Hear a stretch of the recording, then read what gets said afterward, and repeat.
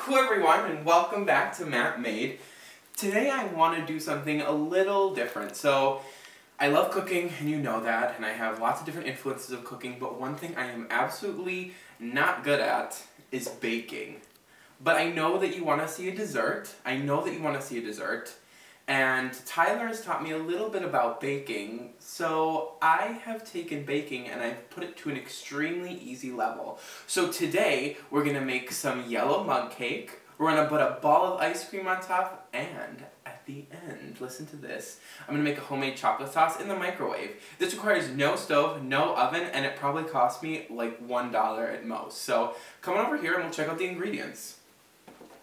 So today, we're going to start with some flour. We have 1 egg.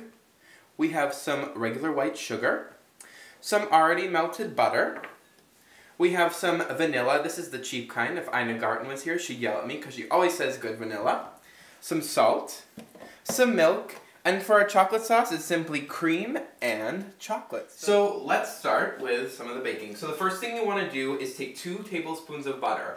Now I'm going to tell you the measurements in this video, but they're also going to be down below in the comments. Now with baking, you have to be really specific or your cake or your cookies or whatever won't turn out right.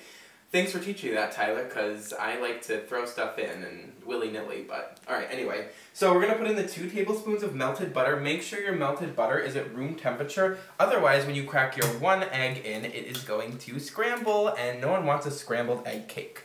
So you're going to take it, and with a fork, you don't need any fancy tools. You're just going to whisk that egg into that butter. So whisk it until the egg is combined into the butter. And you're going to continue on adding your wet ingredients. You're going to take your vanilla, and you're going to add 1 teaspoon of vanilla to your mixture. Pour that in there. Next, you're going to take your milk. Now, this cake batter, the first time I ever made it, got really, really dry and sticky. So I added extra milk. I'm going to put 4 tablespoons of milk into my mixture. All right. And finally, I'm going to add the sugar into this part. And now we're going to take all of that and we're going to mix all of that together. It's going to make this good smelling little mixture. So we're going to mix that together. Once it's all combined, you'll see it has like this brown color. The sugar is all combined in there, okay? So you're going to take your flour. And you are going to dump it into your mixture. And this is where it gets challenging. We're just going to try to mix this up as best as possible. Mix it up until it becomes a real cake batter. And then throw in a pinch of salt. Now you might not think salt in baking, and neither did I, but it really does help bring out the flavors of that sweet stuff. So come back and I'll have a complete cake batter and I'll show you how to pour it into the mug and put it. So I mixed it all together and we've got a nice thick little cake batter going on here. So what I'm going to do is you can pick whatever glass you like, whatever mug you like.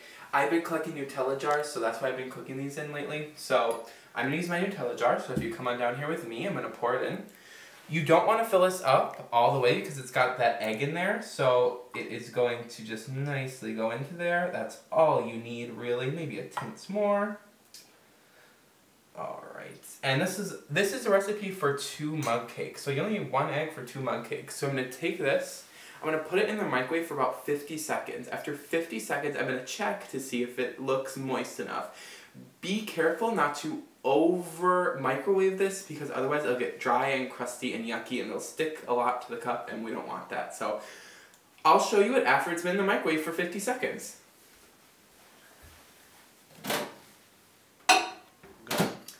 Here is our finished cake product in my handy dandy Nutella jar.